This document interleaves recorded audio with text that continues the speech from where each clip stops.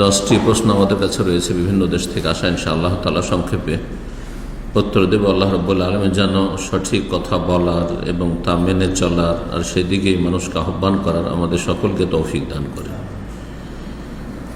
প্রথম প্রশ্ন করেছেন এক ভাই, বলছেন আসসালামু আলাইকুম শেখ। ওয়ালাইকুম আসসালাম ওয়া রাহমাতুল্লাহ। আমি ভারতের মালদা জেলার একজন যুবক, যৌথ পরিবার ও গ্রামে থাকি বলে প্রতিদিন কাকাতো খালাতো বোন এবং ছোট ভাইয়ের বউ ভাবির সামনে পড়ি। শুধু সামনে পড়া আর ইচ্ছা করে তাদের চেহারা চুলের দিকে তাকানো, এই দুইটার বিধান কি এক? একটি প্রশ্ন। আর বলছেন কথা বলার সময় কি চেহারায় তাকানো জায়েজ? সংক্ষেপে দয়া করে বুঝিয়ে দিন। তাহলে এই প্রশ্নে এই ভাইয়ের তিনটি কথা রয়েছে। একটি হচ্ছে যে যেখানে যৌথ পরিবারে বাস করে বা গ্রামে বাস করে সেখানে কাকাতো খালাতো বোন এবং ছোট ভাইয়ের বউ ভাবির সামনে পড়ি।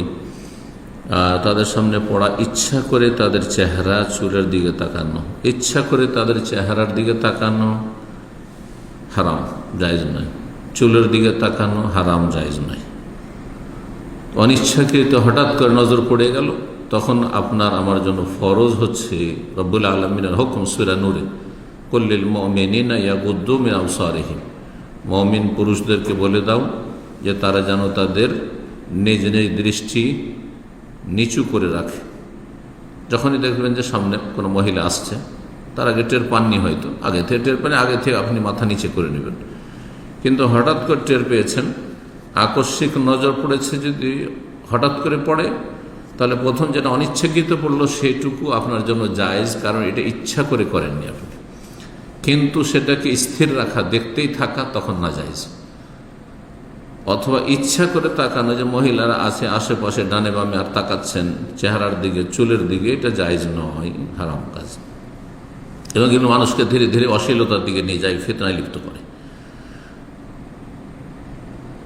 দ্বিতীয় অংশ হচ্ছে প্রশ্নের, কথা বলার সময় কি চেহারায় তাকানো জায়েজ? না, কথা বলতে হবে পর্দার আড়াল থেকে।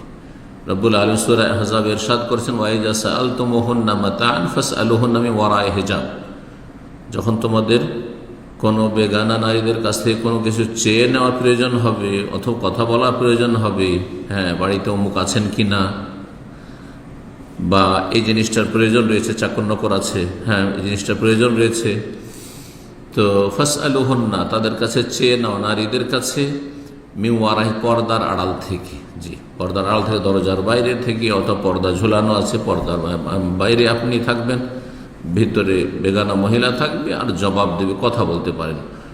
অথবা বাইরে কোথাও আছেন তো বোরখা পরে থাকবে, ওটা শরীর ঢাকা থাকবে, চেহারা মাথা ঢাকা থাকবে, আর কথা বলতে পারবেন। তো বেগানা মহিলার সাথে প্রয়োজনে কথা বলা যাবে, সব সময় যে কথা বলা যাবে, হ্যাঁ লাগামহীন তা নাই, কিন্তু প্রয়োজন বোধে কথা বলা যাবে, কিন্তু পর্দার সাথে, হয় পর্দার আড়াল থেকে, আর না হলে বোরখা পরে পর্দা করে, গোটা শরীর ঢাকা রয়েছে, আর কোনো মহিলার সাথে আপনি কথা বলছেন এই অবস্থায়, তাহলে সেটি জায়েজ প্রয়োজন থাকলে। জি, আর অতিরিক্ত কথা না হয়, অবাঞ্ছিত অপ্রয়োজনীয় কথা না হয়।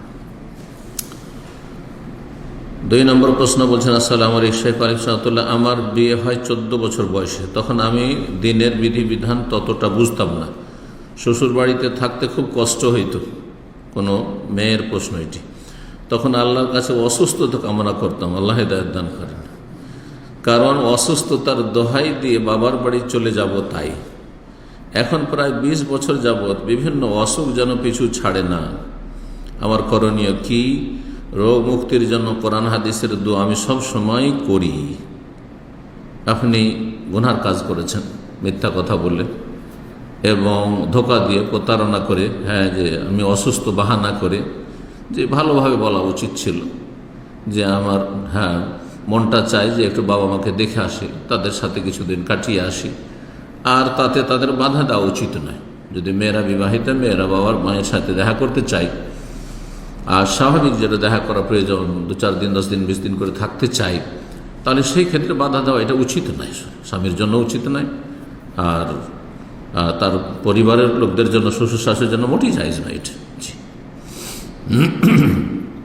মাঝে মাঝে স্ত্রীকে যেতে দিতে হবে, না হয়ে সাথে নিয়ে যেতে হবে শ্বশুরবাড়ি। কারণ তারও বিয়ে হয়ে যাওয়া মানে বাপ মায়ের সাথে সম্পর্ক ছিন্ন করে দেবেন না। যারা আপনাকে এত কষ্ট করে প্রতিপালন করে মানুষ করে উপহার দিয়েছে, তাদের হক আছে, একটা বড় হক আছে। এই হকটি যারা বুঝেন না তারা নির্বোধ। জি, তাদের বোনের ক্ষেত্রে তাদের চিন্তা করা উচিত। তোমার বোনটাকে যদি কোনো ছেলে বিয়ে করে না আসতে দেয় কেমন লাগবে। জি, তো এটা যখন মানুষ বুঝবে তখন অপরের সাথে সে ভালো আচরণটি করবে, যেমন ভালো আচরণ নিজের বোনের সাথে চায়, নিজের নিকটাত্মীয়ের সাথে চায়। এই ভুল যে করেছেন যে আপনি অসুখের দোয়া করতেন যে আল্লাহ জানে আমি অসুখ হয়ে যায়, অসুস্থ হয়ে যায়, তাহলে আমি যেতে পাবো, এটি গুনহার কাজ করেছেন। সুতরাং এর জন্য তওবা করতে হবে আল্লাহর কাছে যে আল্লাহ আর এরকম কাজ করবো না। তওবার যেগুলি শর্ত রয়েছে, অনুতপ্ত হওয়া, এরকম গুনহা বন্ধ করা, এরকম আচরণ বন্ধ করা, আর কাউকে ধোকা দেবেন না, মিথ্যা কথা বলবেন না, আগামী যেন প্রতিজ্ঞা করা। তওবা আশা করি করেছেন, কিন্তু তার সাথে ইস্তিগফার করতে, আল্লাহর কাছে ক্ষমা চাইতে হবে যে আল্লাহ অতীতে যা করেছে ভুল ভ্রান্তি তুমি মাফ করে দাও, আস্তাগফিরুল্লাহ ওয়া আতুবু ইলাইহি, অন্তর থেকে বলবেন। আল্লাহর কাছে বেশি বেশি তওবা ইস্তিগফার করবেন, এবং তওবা ইস্তিগফার করলে বালা মুসিবত দূর হয়, মনের আশা পূরণ হয়। জি, আর জীবনে বরকত আসে।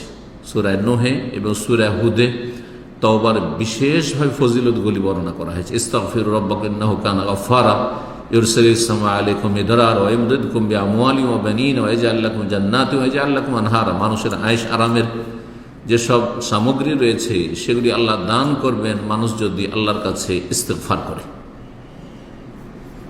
সূরা হুদে আল্লাহ বলছে ইস্তাগফিরু রাব্বাকুম সুম্মা তুবু ইলাইহি, তোমরা রবের কাছে ক্ষমা প্রার্থনা করো এবং তওবা করো। ইউমাত্তিউকুম মাতাআন হাসানা, তোমাদেরকে আল্লাহ ভালো উপভোগের সামগ্রী দিবেন।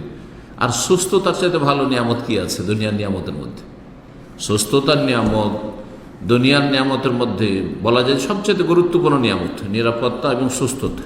শারীরিক নিরাপত্তা হচ্ছে সুস্থতা। জি, আল্লাহ রাব্বুল আলামিন খালেস তওবা করার তৌফিক দান করেন এবং বেশি বেশি নেক আমল করেন আপনি। কারণ গুনাহকে মুছে ফেলার জন্য নেক আমলের বড় ভূমিকা রয়েছে। নেক আমল বেশি বেশি করেন, বেশি বেশি নফল সালাত পড়েন, তাহাজ্জুদ পড়েন, সালাতুল দুহা পড়েন, আর বেশি বেশি জিকির আজকার করেন, বেশি বেশি দান সাদকা করেন। বালা মুসিবত দূর হবে, অসুস্থতা দূর হবে। আল্লাহর পরীক্ষা হইতে পারে, তওবা হয়েছে কিন্তু আল্লাহর পরীক্ষা হইতে পারে, আবার কিছু পানিশমেন্ট হইতে পারে। জি, সুতরাং রবের রহমত থেকে নিরাশ হইতে হবে না। আল্লাহর কাছে, আল্লাহ গফুরুর রহিম, আল্লাহ বড় ক্ষমাশীল, বড় দয়ালু, অবশ্যই দয়া করবেন। আল্লাহ সম্পর্কে সুধারণা রেখে আল্লাহর কাছে চাইতে হবে। আল্লাহ তৌফিক দান করেন। 3 নম্বর প্রশ্ন বলছেন, আসসালামু আলাইকুম, আল্লাহর উপর ভরসার ক্ষেত্রে আমাদের আকীদা কেমন হবে? আল্লাহর উপরে ভরসার ক্ষেত্রে আমাদের আকীদা হবে যে সব কিছুই আল্লাহর পক্ষ থেকে হয়ে থাকে।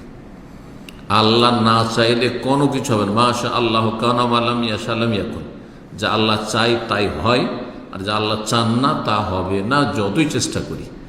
কিন্তু তার সাথে কর্ম করতে হবে, অর্থাৎ কাজ করে রেজাল্ট, ফলাফল, পরিণতি, এটি আল্লাহ রাব্বুল আলামিনের জন্য ছেড়ে দাও। আপনাকে আল্লাহ যতটা কাজ করার তৌফিক দিয়েছেন কাজ করতে হবে। ওয়াকুলে আমালু, আল্লাহ বলছেন কর্ম করো, কাজ করে যেতে হবে। দিনের কাজ করতে হবে, দুনিয়ার ভালো কাজ করতে হবে, রুজি রোজগারের কাজ করতে হবে। যার যেখানে কাজ আছে কাজ করতে হবে। একজন ছাত্র লেখাপড়া করছে, তার লেখাপড়া কাজ চালিয়ে যেতে হবে, তারপরে বড় আলেম হওয়ার আশা করতে হবে, ভালো রেজাল্টের আশা করতে হবে। একজন আরও ভালো আলেম হব, একজন দায়ী আরও ভালো দায়ী হব, তাহলে মেহনত পরিশ্রম করতে হবে, নিজের কর্ম করে যেতে হবে। আর ফলাফলের মালিক আল্লাহ। মেহনত করলেই যে আপনি সফল হয়ে যাবেন এটাও না। তো তকদীর বা তাওয়াক্কুল, তাওয়াক্কুল যেটি বলছেন, তাওয়াক্কুল কথা, তাওয়াক্কুল মানে আল্লাহর উপর ভরসা। তাওয়াক্কুল মানে কর্মহীনতার নাই, কর্ম তৎপরতার সাথে আল্লাহর উপর অন্তরের আস্থা ভরসা গভীর থাকা। বলছেন তারপরে এক ব্যক্তির বিশ্বাস যে আল্লাহ যদি কোনো কিছু দিতে চান তাহলে চেষ্টা ছাড়াও সেটা পাওয়া যাবে না, ভুল কথা। আল্লাহ যদি দিতে চান তো চেষ্টা ছাড়াও পাওয়া যাবে, সাধারণত হয় না, কিন্তু অল্প চেষ্টা তো পাওয়া যেতে পারে। চেষ্টা অবশ্যই করতে হবে, কারণ আপনি যেই কথাগুলি সামনে বলছেন সেই কথা ইসলাম বিরোধী কথা। বলছেন যে যেমন খুবাইব রাদিয়াল্লাহু তাআলা আল্লাহ জেলের মধ্যে খাবারের ব্যবস্থা করেছিলেন, এটি তার জন্য কারামত ছিল। কারামত এটি, সেটি ব্যতিক্রম, এটা মাধ্যম ছাড়া হইতে পারে। যেমন নবী রাসূলের মুজিজা, তো মুজিজা মানে নবী সাল্লাল্লাহু আলাইহি ওয়াসাল্লাম মুজিজার ভরসা করে বসে থেকেছেন না কাফেরদের বিরুদ্ধে লড়াই করেছেন, কাফেরদেরকে দাওয়াত দিয়েছেন, ঝুঁকি নিয়েছেন জীবনের, তার মদিনার বাইরে গিয়েছেন যে ঘরে বসে থাকবো, শুধু আল্লাহর কাছে দোয়া করবো, মসজিদ নববীতে বসে থাকবো, জিকির আজকার করতে থাকবো, আল্লাহ মানুষের অন্তর ফিরিয়ে দাও, সব হেদায়েত হয়ে যাবে নাকি? তাহলে বদর, ওহদ আর খন্দক আর এতগুলো যুদ্ধ করার কোনো প্রয়োজন হইতো না, আর মক্কা বিজয়ের জন্য যাওয়ার প্রয়োজনই হইতো না। আপনার চেষ্টা আপনার করে যেতে হবে। কিন্তু কারামত, আল্লাহ নেক বান্দাদের আর আপনার নবী রসুলদের মুজিজা, এগুলি ব্যতিক্রম জিনিস, যতটা হয়েছে তাতেই সীমিত। আর কখনো কারো যদি হয় কারামত, তাহলে সেটা আপনার জানা নেই, এবং সেটার উপরে আশা ভরসা করে বসে থাকবে যে আমারও কারামতি হবে না, মোটেই না। জি। তারপরে বলছেন এছাড়াও সেই ব্যক্তির বিশ্বাস যদি তার স্ত্রীর সাথে শারীরিক মেলামেশা নাও হয়, তবু আল্লাহ চাইলে তার স্ত্রীর গর্ভে সন্তান আসতে পারে, এটা মূর্খদের কথা, ইসলাম বিরোধী কথা, কখনো হইতে পারে না, এটা কখনো হইতে পারে না। যেমনভাবে মারিয়াম আলাইহিস সালাম গর্ভধারণ করেছেন, মারিয়াম আলাইহিস সালামের বিষয়টি আল্লাহ স্পেশাল কুদরত দেখাতে চেয়েছেন। আল্লাহ রাব্বুল আলামিন তিনটি সৃষ্টির ক্ষেত্রে, মানব জাতির তিনজনের সৃষ্টির ক্ষেত্রে আদমকে পুরুষ নারী, নর নারী ছাড়াই সৃষ্টি করেছেন, আর হাওয়াকে সৃষ্টি করেছেন নর আছে নারী নেই, আর ঈসাকে সৃষ্টি করেছেন কি আছে, নারী আছে নর নেই। আর তারপরে সমস্ত মানবকুলের সৃষ্টির সিস্টেম আল্লাহর কাছে হচ্ছে সুন্নাতুল্লাহ, আল্লাহর নীতিমালা, যে নর নারীর মিলনের মাধ্যমে প্রজন্ম বাড়বে, তাছাড়া অসম্ভব। তাহলে একজন অসতী মেয়ে বেশ্যা এসে বলবে পরকীয়া করেছে, আর বলবে যে না স্বামী বাইরে আছে, প্রবাসে আছে, কোথাও আছে, অথবা বিয়ে হয়নি, বলছে আমি মারিয়ামের মতো, মেনে নেবেন না? এটা শরীয়তও মেনে নেবে না, আর মানুষও মেনে নেবে না। জি, এটি জাহেলের কথা। এরকম বিশ্বাসকে ইসলাম সমর্থন করে? মোটেই সমর্থন করে না, এগুলো ইসলাম বিরোধী কথা। 4 নম্বর প্রশ্ন বলছেন, আসসালামু আলাইকুম শাইখ ওয়ালাইকুম সালাম, আমি ভেজিনাল ড্রাইনেস রোগে আক্রান্ত, সেই কারণে স্বামীর প্রতি আগ্রহটা একেবারেই নাই। কোনো বোন প্রশ্ন করছেন, তার হক ততটা আদায় করতে পারছে না। ডাক্তার বলেছে এটা প্রাকৃতিক চিকিৎসা করেও আগের মতো ফল পাবেন না। স্বামীর সামর্থ্য নেই যে সে আরেকটা বিবাহ করবে। কেন? আল্লাহর ভরসা করেন, বিবাহ করলে বরকত হয়। বিবাহ করে কেউ গরিব হয়ে গেছে এটা যদি ধারণা রাখে, এটা কোরআন বিরোধী কথা। বিবাহ করেন আপনি হালাল পন্থায়, ওতে বরকত হবে, এই ইয়াকিনের সাথে। সূরা নূরে আল্লাহ বলছেন ইয়াকুনু ফুকারা ইউগনিহুমুল্লাহু মিন ফাদলিহি, যারা অবিবাহিত অথবা বিয়ে করেছে কিন্তু তাতে সে শান্তি পাচ্ছে না, তাতে তার শারীরিক চাহিদা পূরণ হচ্ছে না, অথবা তার মনের চাহিদা পূরণ হচ্ছে না, সে যদি বিয়ে করে আর অভাবীও থাকে, ইয়াকুনু ফুকারা, গুনাহ থেকে বাঁচার জন্য, কিন্তু দুনিয়ার স্বার্থ নয়, গুনাহ থেকে বাঁচার জন্য, এবং তার আপনার সততা আরো বৃদ্ধি করার জন্য, এবং হিতাকাঙ্ক্ষী হয়ে ইত্যাদি যদি ভালো সৎ নিয়ত থাকে, আর অভাবীও থাকে, আল্লাহ বলছে ইউগনিহুমুল্লাহু মিন ফাদলিহি, আল্লাহ তার অনুগ্রহে তাকে অভাবমুক্ত করে দেবেন।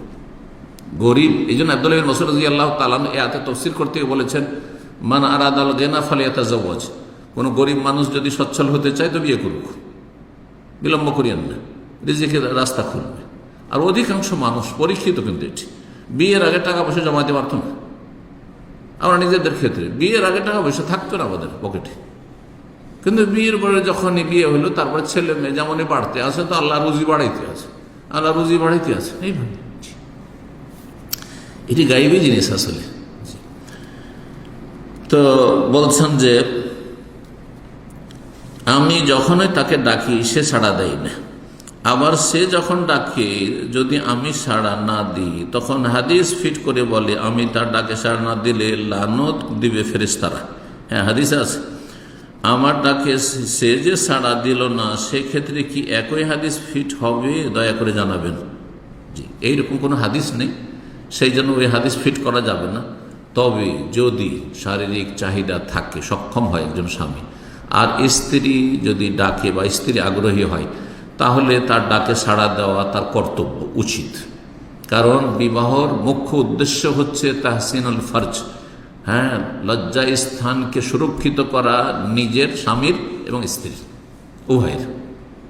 আপনি আপনার স্ত্রীকে গুনাহ থেকে রক্ষা করবেন আর আপনার স্ত্রী আপনাকে গুনাহ থেকে রক্ষা করবে। ইফাফুন নফস, এটি হচ্ছে বিয়ের মুখ্য উদ্দেশ্য। বিয়ের লক্ষ্য উদ্দেশ্য সম্পর্কে আমার বিস্তারিত একটি আলোচনা রয়েছে। সুতরাং এই ক্ষেত্রে একটি হাদিস স্মরণ করে দেব, সাদ্দেদু ওয়াকার, মধ্যম পন্থা অবলম্বন করেন। আপনিও ডাকে সাড়া দেওয়ার চেষ্টা করবেন, হ্যাঁ, যদিও মনটা না চাই, হ্যাঁ, আপনার রোগের কারণে, আর সেও যেন আপনার ডাকে সাড়া দেয়। দুই দিকে যদি দুইজন দুই কর্নারে বসে থাকে আর যদি দুইজনে কথা বলতে চায় আর একজন আরেকজনের কথা শুনে না, তো একজন শুধু এগিয়ে আসলে কাজ হবে না। দুই দিক থেকে দুজন একটু এগিয়ে এসে, হ্যাঁ, মিডিল পয়েন্টে এসে, হ্যাঁ, কথা বললে, হ্যাঁ, বা কাছাকাছি হলে এটা ভালো হবে বেশি। এই জন্য দুই দিক থেকেই এই সম্পর্কটা এগিয়ে নেওয়ার চেষ্টা করতে হবে। আল্লাহ তৌফিক দান করেন এবং আল্লাহ রাব্বুল আলামিন যাদের প্রয়োজন রয়েছে বিয়ে করা, তাদের আল্লাহ বিয়ে করা তৌফিক দান করেন। 5 নম্বর প্রশ্ন, আসসালামু আলাইকুম। আজকের দিনে কৃষিজনিত খরচ অনেক বেড়ে গেছে। চাষের সমস্ত খরচ যেমন সার, কীটনাশক, জল, ধান কাটা মেশিন ও ট্রাক্টর খরচ, লেবার খরচ ইত্যাদি বাদ দিয়ে জাকাতের পরিমাণ হিসাব করা যাবে কি?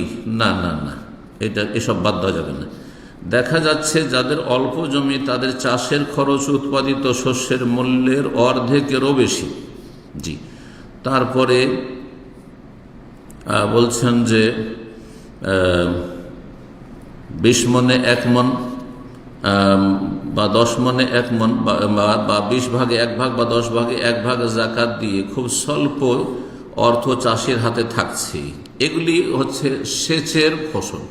সেচের ফসলের ক্ষেত্রে 20 মনে 1 মন বা 20 ভাগের 1 ভাগ, 20 ভাগের 1 ভাগ, এটাই আপনাকে সুবিধা দেওয়া হয়েছে শরীয়তে। এর উপর বলবেন না সমস্ত খরচ উঠিয়ে নেব আর তারপরে তখন দেব না, এই সুযোগ নেই। জি, যদি আপনার না পোষায় চাষাবাদ করে, তো চাষাবাদ করে চাষের জমি উঠিয়ে দেন। যেমন আজকাল অধিকাংশ লোকেরা কৃষিকাজ উঠিয়ে দিয়েছে, কারণ কৃষিকাজ করে কোনো লাভ নেই।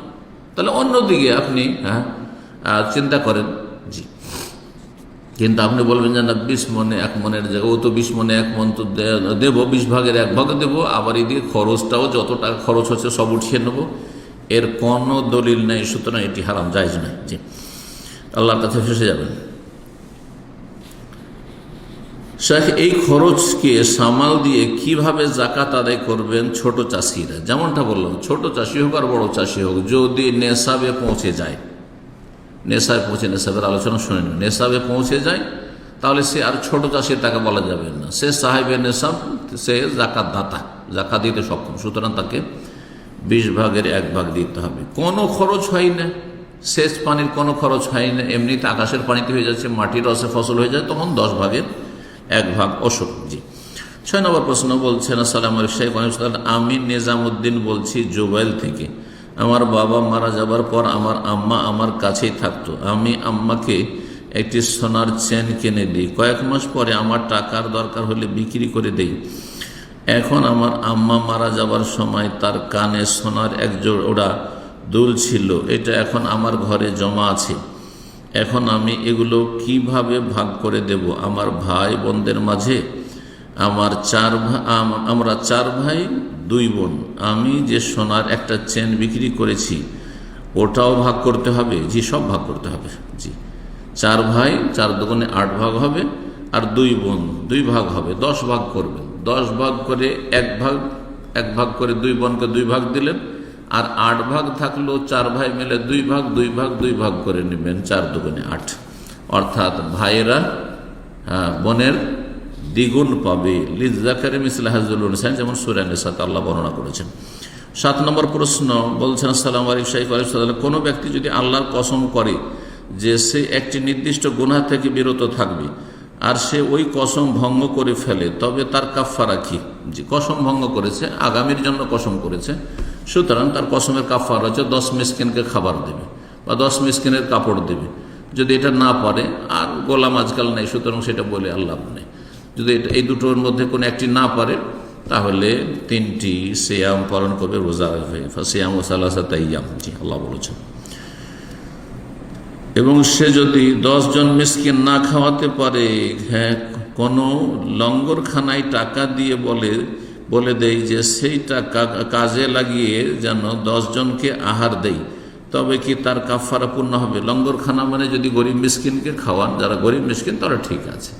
আর যদি বেদিন ফাসেক ফাজেলকে খাওয়াচ্ছেন তো বলবো যে এইভাবে, অথবা আমানতদার লোক নয়, অনেক দায়িত্বশীলা রয়েছেন, তার আমানতদার না, আপনার টাকা নিল, তারা পকেটে ভরে নিল অথবা খেয়ে নিল, তাদেরকে দেবেন। আপনি সরাসরি 10 জন মিসকিনের খাবার আপনার গ্রামে মিসকিন আছে তাদের বাড়িতে পৌঁছে দেন।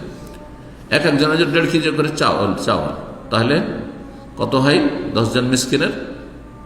10 1.5 15 কিলো চাল, 15 কিলো চাল আপনি গ্রামে ভিতরে করে দেন 10 জনের বাড়িতে। জি। 8 নম্বর প্রশ্ন বলছেন, আসসালামু আলাইকুম আলিম সাতুল্লাহ, আমি ট্রেনে সফর করি, সফরে সালাত আদায় করতে পারি না। ভুল কথা।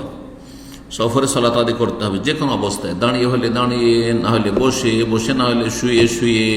তাতে যদি সমস্যা হয় যে কাফের জালেমদের দেশে আপনি বসবাস করেন, সেখানে নামাজ পড়তে দেবে না, হয়তো আক্রমণ করে দেবে, চোখের ইশারায় নামাজ পড়তে হবে। স্পেনে এক সময় আন্দোলুস, যখন মুসলিম শাসন আমলের পতন হয়, তখন এই খ্রিস্টান জালেম ক্রুসেডার যারা, তারা সালাত পড়তে দিত না, তারা চোখের ইশারায় সালাত পড়ত, তারা চোখের ইশারায় সালাত পড়ত। এটি মুসলিমদের ইতিহাস রয়েছে, কিন্তু নামাজিরা নামাজ পড়ত। জি, তারা বেনামাজি কখনো হয়নি। আল্লাহ হেফাজত করুন এইরকম দুর্দিন থেকে।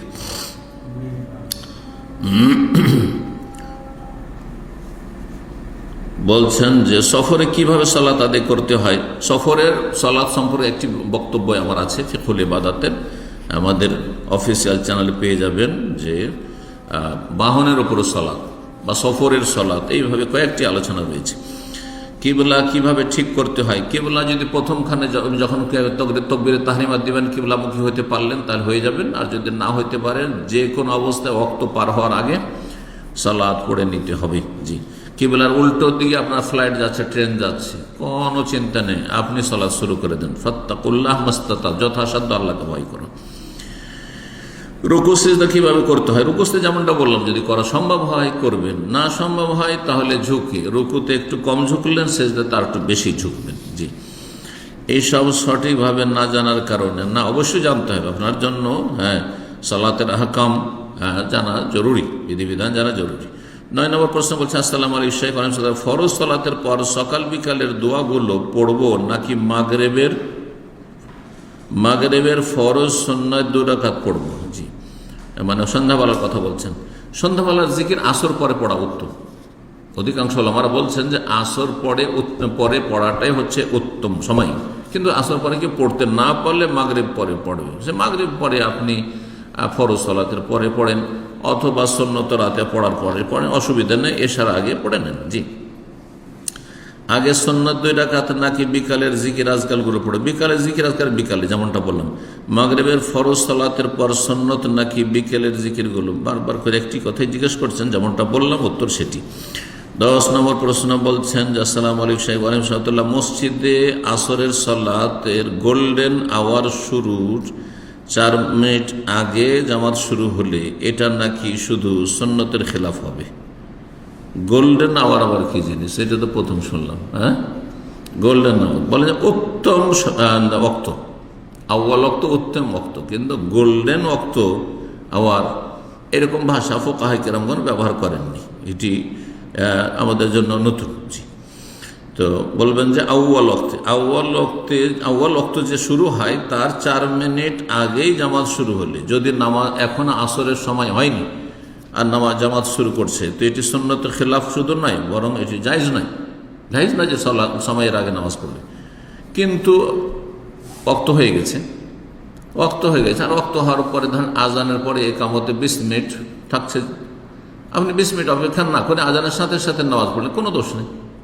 আজানের সাথে সাথে, আজানের সময় হয়ে গেছে আসরের অথবা জোহরের, তারপরে সাথে সাথেও যদি পড়ে নেন কোনো অসুবিধা নেই। সফরে আছেন অথবা কোনো জায়গায় আছেন, আপনি মরুভূমিতে আছেন, মাঠে ঘাটে আছেন, কোনো অসুবিধা নেই, বা মহিলারা সাথে সাথে পড়ে নেবে। আর এর বিরুদ্ধে বলা নাকি দোষ ধরা হবে না, এই ধরনের কথা ভুল কথা। আল্লাহ রাব্বুল আলামিন যেন সঠিক বুঝ দান করেন এবং সহি আমলে তৌফিক দান করেন। জাযাকুমুল্লাহু খাইরান। সুবহান রাব্বিকা রাব্বিল ইজ্জাতি আম্মা ইয়াসিফুন ওয়া সালামুন আলাল মুরসালিন ওয়া আলহামদুলিল্লাহি রাব্বিল আলামিন।